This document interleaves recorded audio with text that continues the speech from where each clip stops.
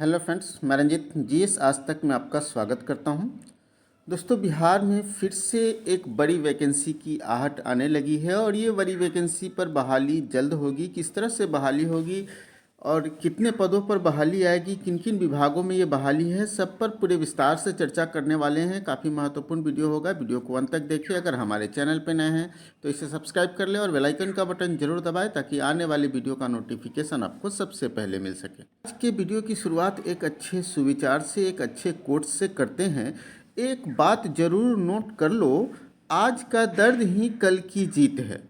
मतलब स्पष्ट है कि अगर आज आप किसी भी चीज़ को पाने के लिए अगर मेहनत करते हैं और आपको दर्द महसूस हो रहा है, मतलब इस स्पष्ट है कि आप जीत के पद पर अग्रसर हैं। ठीक है, जीत की ओर अग्रसर हैं और आपको जीत सुनिश्चित मिलेगी। आपको सिर्फ मेहनत करते रहना है, दर्द से डरना नहीं है, दर्द से घबराना नहीं है। चलिए जानते हैं आज के जो महत्वपूर्ण वीडियो है उसके बारे में कि ये राज्य में मतलब बिहार में 30,547 पद पर को मंजूर दिया गया है और जल्द होगी इस पर बहाली। ठीक है, तो सबसे पहले देखिए, कुछ पद ऐसी होगी जिस पर होगी सीधी नियुक्ति और कुछ पद जो है वो प्रोन्नति से भरे जाएंगे। ठीक है, तो ये बात है, राज्य सरकार ने 30,547 नए पदों का सृजन किया है। वित्त विभाग की पदवर्ग समिति में इन पदों को मंजूरी दी गई है और उप मुख्यमंत्री जो हैं हमारे सम्राट चौधरी ने ट्विटर पर भी इसकी जानकारी दी है। मुख्यमंत्री के निर्देशानुसार ये कार्य हुआ है और ये कौन कौन से विभागों में हैं आपको स्पष्ट जानना चाहिए। तो सबसे पहली बात है कि ये जो पद आ रहे हैं वो आपको 10वीं से लेकर के ग्रेजुएट तक के पद हैं। ठीक है, 10वीं से लेकर ग्रेजुएट तक के पद हैं। तो डेफिनेट रूप से आपको याद रखना है कि जो लोग 10वीं पास हैं उनके लिए भी अवसर है और जो लोग ग्रेजुएट तक हैं उनके लिए भी एक अच्छी खासी अवसर है। तो डेफिनेट रूप से ये याद रखिए कि शिक्षा विभाग में 25,386 पद सृजित किए गए हैं। साइंस एंड टेक्नोलॉजी विभाग में 2,338 पद। वहीं लोक स्वास्थ्य विभाग में 114 पद सृजित किए गए हैं। श्रम संसाधन विभाग में 770 पद है और पंचायती राज विभाग में 339 पद है। इसको भी और इलेबोरेट करके हम लोग देखेंगे कि कौन कौन पद आने वाले हैं। ठीक है, और ओबीसी ईबीसी कल्याण विभाग में आप देखेंगे 91 पद हैं। वहीं पे गृह विभाग में आप देखेंगे कि 333 पद हैं। कृषि विभाग में 63 पद हैं। एससी एसटी कल्याण विभाग में 47 पद हैं। खाद्य उपभोक्ता संरक्षण में 23 पद हैं। मंत्रिमंडल सचिवालय में 4 पद हैं। पशुपालन एवं मत्स्य संसाधन में कितने पद हैं? 18 पद हैं। वहीं देखेंगे कि सामान्य प्रशासन विभाग में 3 पद हैं। पथ निर्माण में 1 पद और वित्त विभाग में 1 पद है। तो कुल मिलाकर ये 30,547 नए पद सृजित किए गए हैं, जिसमें से कुछ पद जो है वो प्रमोशन से भरे जाएंगे और कुछ पद जो है वो डायरेक्ट बहाली से भरे जाएंगे। ठीक है, तो चलिए अब थोड़ा सा और इलेबरेट करके देखते हैं कि भाई किन किन विभागों में किन किन पदों के लिए आ रही है। तो ये कल ही मंजूरी दी गई है। आप देख सकते हैं कि गृह विभाग के अंतर्गत कौन कौन से पद हैं? कार्यपालक अभियंता, सहायक अभियंता, कनीय अभियंता, सहायक अभियंता विद्युत, कनीय अभियंता विद्युत। ठीक है, ये पद हैं। वहीं मंत्रिमंडल सचिवालय में आप देख सकते हैं पुस्तकालय अध्यक्ष, सहायक पुस्तकालय अध्यक्ष। वहीं पशुपालन विभाग में आप देख सकते हैं मुख्य अभियंता, अधीक्षक अभियंता। निम्न वर्गीय लिपिक की बहाली एसएससी के माध्यम से होती है, आप लोग को मालूम है। और वहीं पे आप देखेंगे पशु मत्स्य संसाधन में देखिए उप सहायक निदेशक जो प्रमोशन से भरे जाने वाले पद हैं। सहायक निदेशक यह भी प्रमोशन से भरे जाने वाले पद हैं। ये जो है मत्स्य प्रसार पदाधिकारी, ये डायरेक्ट बहाली बीपीएससी के द्वारा होता है। मत्स्य विकास पदाधिकारी लेवल 6 का पद है। निम्न वर्गीय लिपिक आप देख सकते हैं, इसके भी पद हैं। वहीं अगर बात कर लेंगे सामान्य प्रशासन विभाग के 2 पद हैं। एक पद है संपादक और दूसरा है उप संपादक, जो डीजे और एडीजे रैंक के पदाधिकारी होते हैं। ठीक है, तो ये प्रमोशन से भरे जाने वाले पद हैं। ठीक है, ये प्रमोशन से भरे जाने वाले पद हैं। वहीं श्रम संसाधन विभाग में निम्न वर्गीय लिपिक और एलडीसी यूडीसी का पद है जो डायरेक्ट भर्ती से होता है। ठीक है, एलडीसी के कितने पद हैं आप देख सकते हैं, 171 पद हैं। उच्च वर्गीय के 400 114 पद हैं, ठीक है। वहीं अगर श्रम संसाधन की बात करेंगे तो ये लेवल 9 के पद हैं कारखाना निरीक्षक का, जो बीपीएससी के माध्यम से भरे जाते हैं, ठीक है। वहीं देखेंगे उप कारखाना निरीक्षक लेवल 11 का पद है, ये प्रमोशन से भरे जाने वाला पद है।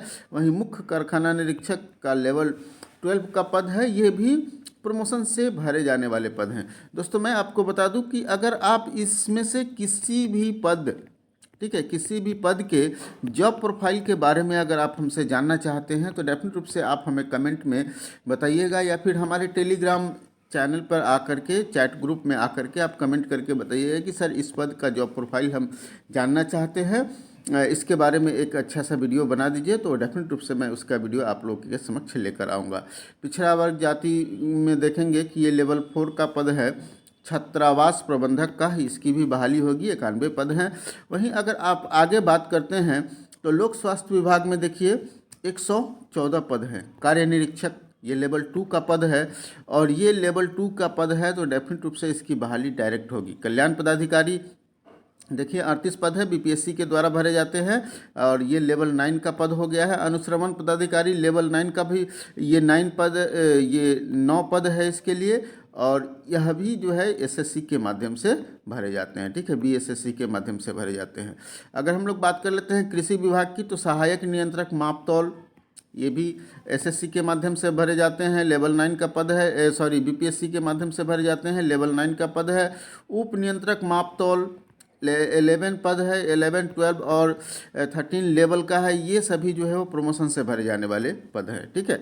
और विज्ञान प्रौद्योगिकी एवं तकनीकी शिक्षा की बात कर ले तो यहाँ कुल मिलाकर 941 पद हैं, जिसमें से अनुदेशक के 726 पद है, लेवल 6 के पद है, और लेवल 6 के पद पर बहाली कौन करता है? बीपीएससी, ठीक है। बीपीएससी नहीं, बीएसएससी करता है, ठीक है।